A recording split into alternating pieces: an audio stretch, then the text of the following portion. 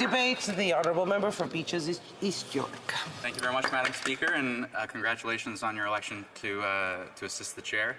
I really just want to start by saying thank you to constituents of Beaches East York, everyone who supported me in the campaign, supported me at the outset of my political career when really nobody knew who I was.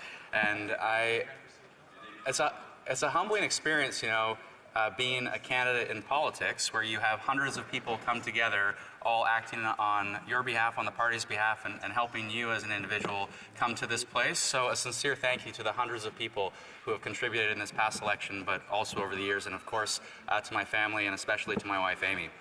Now, I'm not sure, Madam Chair, whether because of the last 4 years in this place or in spite of the last 4 years in this place, but I continue to think that this role, being a parliamentarian, government, politics, remains a pathway to making one of the most positive differences we can make in the lives of our neighbors and our fellow citizens. It remains, I think, a noble profession. And we have an opportunity to display that to our fellow Canadians over the next 2 years, 3 years, maybe 4 years, as we see this minority parliament and as we seize the opportunity of this minority parliament. You know, minority parliaments, they hold the potential for greatness, really. Peter Russell, an academic and longtime political scientist who studied minority parliaments and majority parliaments around the world, including here at home, he has called minority parliaments here in Canada some of the most dynamic in our history. And of course the throne speech makes reference to Pearson, and when we look to the Pearson years, we see cooperation that was able to deliver the Canada Pension Plan, was able to deliver Canada student loans, was able to deliver public health care, was able to deliver the flag. I mean, that 5 years in Canadian history, this parliament, this place, accomplished more than most parliaments we've seen before. And so this minority situation holds potential for greatness, and it is up to us how we conduct ourselves in this place, whether we seize the opportunity or whether we succumb to partisan politics. Now, one of the jobs in this place is we maybe seize the opportunity, hopefully we seize the opportunity, is to work across the aisle. And in the last parliament, I had the good fortune to work across the aisle with Murray Rankin of the NDP on cannabis amnesty, with Finn Donnelly of the NDP on the shark fin trade. I had the opportunity to work across the aisle with existing members in this House, current members in this House from the Conservatives and from the NDP to tackle election interference, platform governments, privacy protections. I think, Madam Speaker, if people watched our committee in the last Parliament, one would be hard-pressed to determine who was the Liberal, who was the member from the NDP, and who was the Conservative, and that is how this place should operate, particularly at committee. And I hope we see more of those opportunities in this place going forward.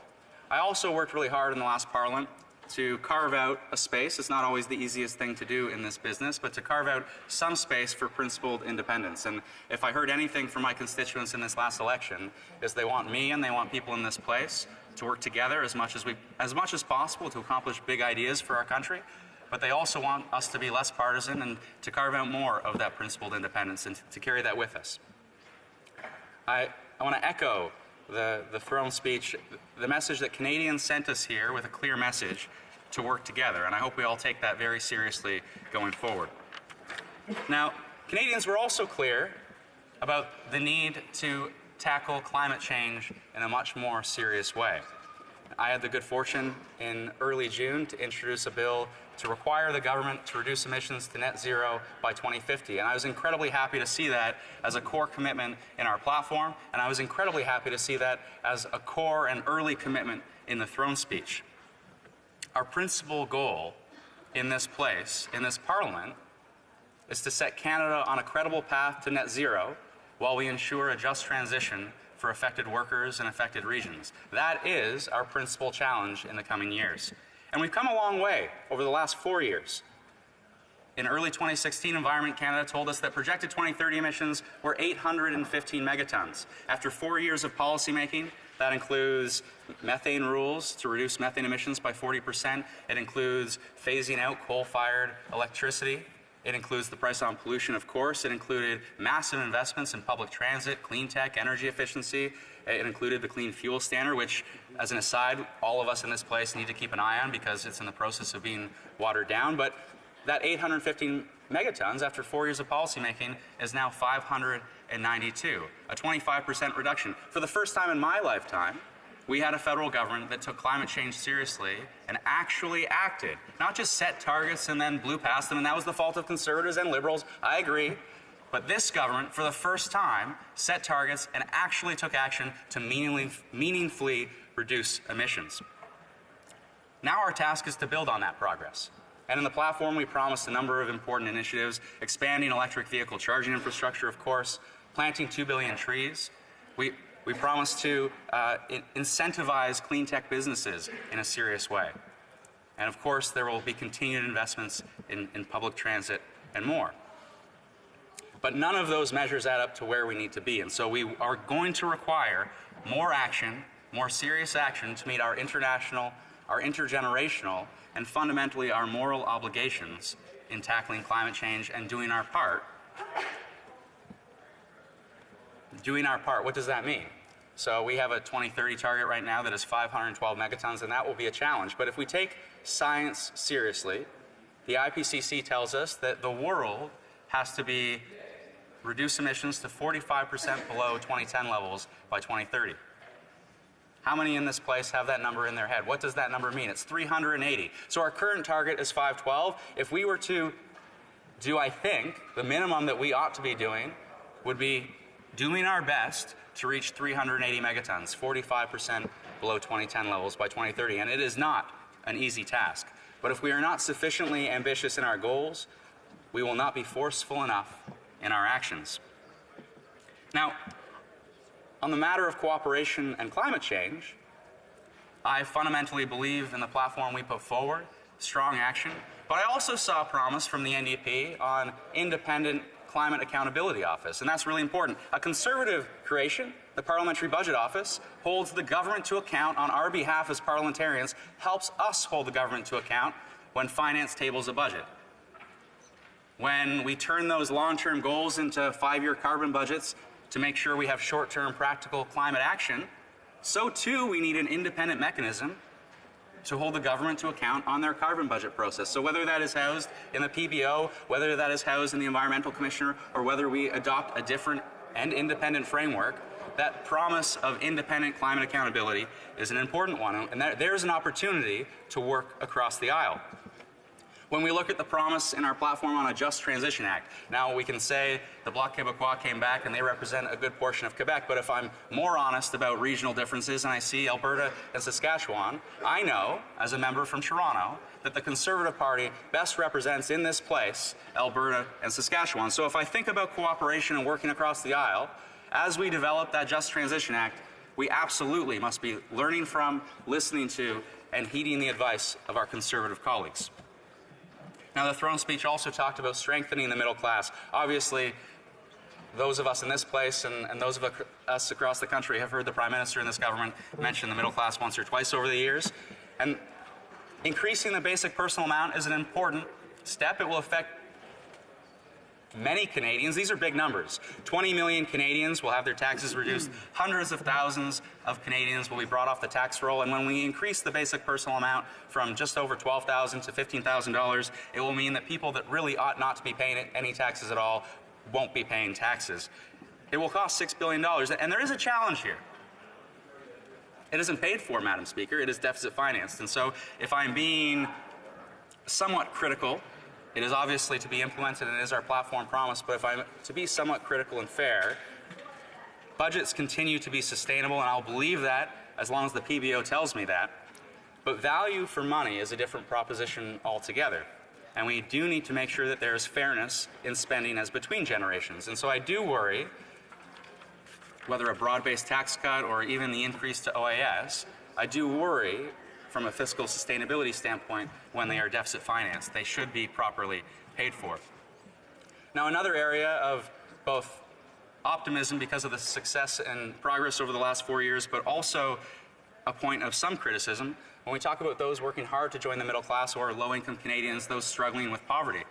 We have made incredible strides over the last 4 years, a national housing strategy, a housing benefit to come online this year, and we have hundreds of thousands of people who no longer live in poverty. Almost 900,000 people, according to StatsCan numbers. Now, That's incredible progress. But as chair of the Anti-Poverty Caucus in the last Parliament, taking over from Senator Eggleton, who continues to do incredible advocacy on a basic income, as chair of that Anti-Poverty Caucus, I would be remiss if I didn't note not only the incredible progress, but also a lack of similar ambition in this place going forward. We brought hundreds of thousands of Canadians out of poverty by increasing the Canada Child Benefit and the GIS. And going forward, I do not see similar promises from any party, frankly, that is going to lift that same significant number, the next number of Canadians out of poverty. But good news, another area of potential collaboration. A little bit of history, Madam Speaker, but when Ralph Goodale was the Minister of Finance, he introduced a measure, a basic income support like OAS, like GIS, like the Canada Child Benefit, but for the working poor. It wasn't implemented, a good Liberal idea at the time. But it became a good Conservative idea when Finance Minister Jim Flaherty introduced it in this place and actually made it a reality. And the namesake of his riding, it was Whitby, the Working Income Tax Benefit. And in the last Parliament, we increased that significantly. And while I'm not sure how many people were paying attention to the member from Timmins, James Bay, and the leadership, but he was calling for it to be increased. So we had a Liberal finance minister, a Conservative finance minister, and an NDP troublemaker all call for the same measure to be increased. And when we look at the total numbers, we see over $50 billion a year for seniors in OAS and GIS. We see over $20 billion a year for children through the Canada Child Benefit. And even after the increases of the last Parliament, we see only $2 billion a year for a basic income support for the working poor, the people who are working multiple jobs and struggling to get by, the people who need it the most. That's where the action should be in this place on poverty reduction, when it's an idea already that we all agree on. Now, the throne speech also talked about keeping Canadians safe, and there are so many different ways we can talk about keeping Canadians safe. For those of you who are not in this place in the last Parliament, a member of my Young Liberals, Reese Fallon, was killed in the Danforth shooting. The hardest speech I ever had to give was at her funeral, and a great honor for our community and the family that the Prime Minister is so engaged that he was able to come to that funeral. But we need action, and in this platform, we saw action. And then the question becomes, how do we make that action as effective as possible? And a reminder for all of us in this place that defaults matter. So if we are going to give cities the power to set their own rules, there ought to be a baseline set of rules that cities can opt out of if we truly want that policy to be effective.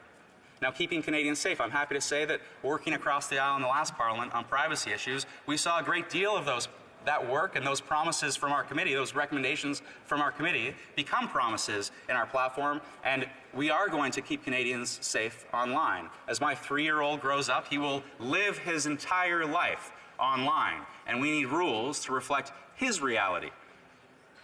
We have thousands of Canadians who continue to die because of a contaminated drug supply and our opioid crisis. We have, again, referencing StatsCan numbers, but for the first time in the last 40 years, life expectancy has stalled, attributed to the opioid crisis.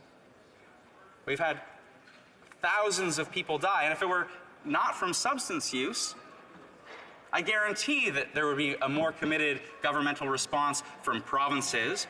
As a federal government, we took significant action over the last 4 years. But we don't see that collective action across parties and across provinces to address this real public health crisis. And so what next? We see the throne speech rightly say, we've done much, but there is more to do. And fundamentally, I hope we all agree in this place with this simple premise, that we should treat drug use as a health issue. Yes, tackle traffickers, yes, tackle producers, but the very people who need our help, patients who should be treated as patients, not as criminals. We do it for alcohol, we do it for gambling, we ought to do it for all substances. That is how we fundamentally save lives. And if we start with that premise that we treat drug use as a public health issue, and we all agree on that, then let's work together on what that means in legislation. My constituents have also called for a faster strategy to tackle rare diseases, continue to call for a universal approach, a national approach to pharmacare, and I know that that was referenced in the throne speech and our platform, and there was a lot of good work in the last Parliament. I have a 13-year-old constituent, Helena Kirk. She was diagnosed with cancer at the age of 3. She went through 841 days of chemotherapy. She met with the Prime Minister, met with the Science Minister, met with the Health Minister, and in our platform, we had a $30 million commitment to pediatric cancer research, largely because of Helena's advocacy. I want to thank Helena for her hard work, and Helena, we're going to do as much as we can to save your friends' lives. And the last thing, because it's not only about keeping Canadians safe, it's also about, I think, all living beings in Canadian society who think, feel, and love, and that does, Madam Speaker, include animals in our society. That includes our pets and more. And so we made progress in the last Parliament on animal protections, and we have to continue to build on that progress. Now, the throne speech importantly talked about moving forward on reconciliation. First, I want to talk to the Canadian Human Rights Tribunal case. And if money is no object, and I've heard the minister say money is no object, we have to, at the end of January, we have to walk into that tribunal and we have to deliver submissions that properly set out a path for just compensation and say money is no object, this is what it's going to cost, and this is a fair path forward. And I will be looking very, very closely. Having already spoken to the minister, I will be looking very, very closely at our submissions at the end of January. We need to make sure that those who have suffered discrimination in our society by the government receive due compensation. We've seen incredible progress on clean water, an issue that I hear a lot about from my constituents in my community. Over the last 4 years, over 60% of long-term boil water advisories on reserve were lifted. We injected $2 billion into the system, and when the PBO said more money was needed, more money was provided, and we remain on track to lift all advisories within the 5-year commitment. But there's another specific project in Grassy Narrows that needs to be made a priority. And again, I was very pleased to hear the minister say money is no object. That facility will be built with federal support. I will be looking at that very closely. And implementing UNDRIP. I ran into Romeo Saganash just very briefly when he was here the other day, and we spoke about how our promise in the platform is that his bill is a floor. And I hope to see the amendments made to his bill that were not adopted in the last Parliament. I hope to see his bill as a floor. We have a historic opportunity to implement UNDRIP and provide rights to our Indigenous peoples that they fundamentally deserve. And a final note on reconciliation, which is our urban Indigenous communities. Frankly, I did not see enough in our platform, in the throne speech. We need a much stronger commitment to our urban Indigenous communities. When we see in Ontario alone, some of the estimates I've seen is that over 80% of Indigenous people in Ontario don't in fact live on reserve. We need to make sure that Indigenous Services understands that and is able to deliver services properly to our urban Indigenous communities. On Canada's place in the world, again, great successes over the last 4 years.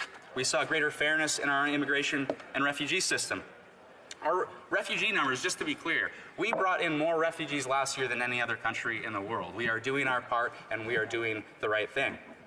My community, I have a very strong Bangladeshi community, and they called on me to be vocal on the Rohingya refugee crisis, and I was, and this government was, on the recommendations of Bob Rae, and I'm very proud of the government's efforts on that issue in the last Parliament. We need to continue to take that leadership on the global stage on human rights. We need to continue to defend and support our multilateral institutions. What are we best at is fundamentally helping support institutions, whether it's training judges, election commissioners, parliamentary processes. We need to double down on what we are best at. We are doing it in some countries, but clearly other countries, when we see what is going on around the world, could use some of that stable support, democratic decision-making from the Canadian Parliament and the Canadian people. And we see, and I want to close with this, Madam Speaker, is global climate action. We saw great leadership in the last Parliament on phasing out coal, not only domestically, but also abroad. We were global leaders in helping the rest of the world chart this path. We need to continue to do that work, and we can't do that work if we don't do the strong work at home to meet our emission reduction targets. We have to help lead our country and the world on this defining issue of our time. And let me just close, Madam Speaker, by saying and reiterating, we have in this Parliament, this minority Parliament, a real opportunity to work together on these big ideas, on these big issues that can make such a difference in the lives of Canadians and citizens of the world. Let's seize that opportunity. Please, let's not waste it. Questions and comments? The honourable member for Durham. Thank you. Thank you very much, Madam Speaker. I'd like to thank my friend from Beaches East York for his speech and his thoughtful remarks. And I can attest the 3-year-old son he talked about is the apple of his eye, and a very, very cute 3-year-old. I will say on the record enhancer. I think some of the points he raised on the growing need to have some sort of regulation about the social media giants is a critical challenge that we will face in this Parliament. And I think in many ways, if we don't do that, we're going to see a continuation of the preference bubble approach to politics, where because the secret algorithms and everything else almost encourages people to only listen to voices within their own tribe. And the rhetoric that we see that's often influenced by foreign actors as well is limiting discourse. And so I really like the fact that in the last Parliament, Conservative committee led by my friend from Prince George and this member and others, combined with other parliamentarians from other countries to start tackling these issues. Now, while there wasn't much in the throne speech on this, Madam Speaker, I wonder if this member can speak to that work and if there's ability for some bipartisan or cross-partisan support to really get a handle on this for our children's future, but also for the future of serious political discourse in Canada. Thank you. The honourable member for East York. Yes. Thanks very much for the question, and this is a member who I hope to be able to work closely with in this coming Parliament on any number of issues. And he mentions the good work of the member from Prince George. I would add the member from Timmins, James Bay. I would add the member from Thornhill, and of course many members from this side of the House as well. And we were able to attend in London, 3 of us representing 3 different parties. And as I mentioned in my remarks, one would be hard-pressed to know which party we represented. We were there on behalf of Canada, working with our international partners from different parties as well. You'd be hard-pressed when you looked at the UK Parliament to know who the Tory was and who the Labour members were. And that, fundamentally, is the approach that bears results. And so when we look at tackling tech, and we can talk about GDPR-like rules, and that became a growing consensus at our committee, cross-partisan. We also look at algorithmic transparency, the ability to audit algorithms to understand what are the positive and negative impacts of these algorithms that are being employed that are affecting our lives and affecting society. And we have, in fact, on public sector, we have, if a department or agency wants to employ an algorithm that is going to have a potential adverse effect, they've got to answer 80 some odd questions. They're into 4 risk categories. Depending upon the risk category, they take certain remedial efforts. And a private sector company that has many more data points and is doing many more things has no obligations whatsoever. And that obviously needs to change. Questions and comments? The honourable member for Kingston and the Isles. Thank you very much, Madam Speaker, and I thank my colleague from Beaches East York for his intervention today. And he opened up by talking a little bit about the early days, and what a lot of people probably don't know is that the member from Beaches East York and I both ran for City Council in 2006 in the city of Kingston. We didn't run against each other. We were running in neighboring districts, and if I remember correctly, he was actually a Queen's student at the time. And unfortunately, the people of Kingston didn't select him. I don't think they were quite ready for him at the time. But it is great to be sitting in this house with him now. He talked specifically about the strength that we can see and the collaboration that can happen in minority governments. And indeed, he did hit on some of the very important work that has been accomplished by minority governments. While it's creating the CPP, healthcare, the creation of the flag, as he mentioned. These are all real things that can happen in a minority government or a minority parliament when parties choose to work together. I'm wondering if he can comment on what he sees the main struggles to that would be, to getting that collaboration to work, and how he sees that we could possibly overcome that. Honourable member for Beaches East York. I want to thank the member for highlighting my previous inadequacies. I joke that in that election I learned everything not to do, and it is actually, if there's any lesson in politics from running as a student in Kingston, where I did not have a real community around me. When I was successful, it was because when I ran in Beaches East York, where I grew up, where my parents were teachers, where I played baseball my whole life, where that is my community, and fundamentally, you ought not to get in politics unless you're representing your community. And lastly, on the one can achieve greatness, be a representative, a city councillor in Kingston, maybe the mayor of Kingston, and one could have been a bouncer before that. So we all come from humble backgrounds in our own way.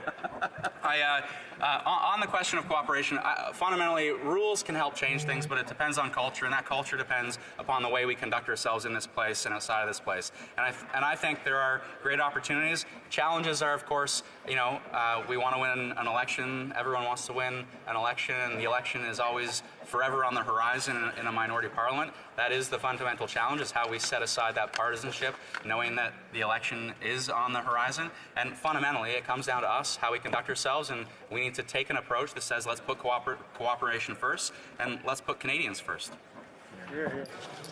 The honourable member for... Cypress Hills Grasslands. Sorry, which one? Cypress Hills Grasslands. Oh, it's out here. Right, whoa. Cypress Hills Grasslands. Thank you, Madam Speaker. I also just wanted to thank the member opposite for acknowledging that Conservatives know best about the issues in Saskatchewan and Alberta. So hopefully we'll be able to work together on those issues. He seems to be a financially aware individual, so can the member across explain why they continue to impose a carbon tax when Alberta and Saskatchewan are already utilizing technology and not taxation to lower emissions? Honourable member for Beaches East York. I heard the same thing, that provinces could reduce carbon emissions without a price. And when I look at the Auditor General's work in Ontario, it actually is not always the case that happens. And so we know if we're serious about, if we truly are serious about taking the most market-based mechanism we can, relying upon the market, not picking winners, what does that mean? That means a price on pollution. It allows different technologies to develop, and we make sure the social cost, the externality, the negative externality, if we're talking economics and financial language, we need to make sure that negative externality is internalized in the cost of the good at the point of purchase, and that is what a price on pollution does. It is a conservative idea going back to Ronald Coase, who was not a liberal, and that's fundamentally the best way to tackle climate change. Here. Questions and comments? Questions et commentaires? The honourable member, I was ready last time, for South Okanagan, West Kootenay. Thank you. Well, thank you, Madam Speaker, and I'd like to thank the member for his speech. It's always good to hear his nonpartisan views from the other side of the aisle. And I just wanted to, he talked about the urgency of the climate crisis. I just wanted to ask him if he could comment on the fact that, we have a Trans Mountain pipeline that was supposed to make this government money, and in some Orwellian fashion they were going to use that money to do good things for the environment. And yet we hear now from the Parliamentary Budget Office that we're not making any profits at all. And I'm just wondering if he could comment on that and why we have to stand up to the oil and gas companies and stop subsidizing the fossil fuel industry and instead move to a low carbon future. Statements by members. Honourable député de Beaches East York. Thank you very much for the question.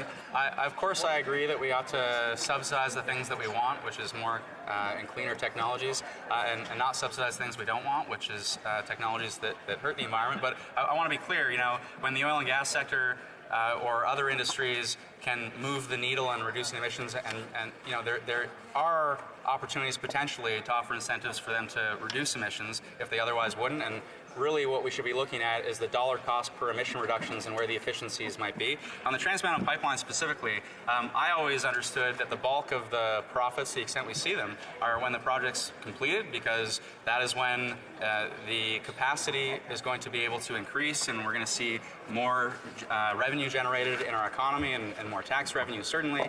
And let me just note that supply-side measures are incredibly hard to accomplish when there aren't alternatives in the marketplace. So phasing out coal-fired electricity makes a good deal of sense because there are alternatives and we can see emission reductions. But, you know, taking a supply-side measure on oil and gas today in Canada, what's going to happen?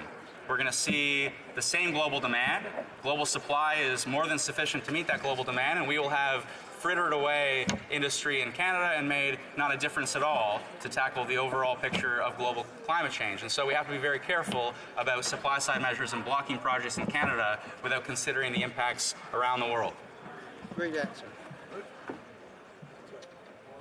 Statements by members. Déclaration de député. The honourable member for Nanaimo.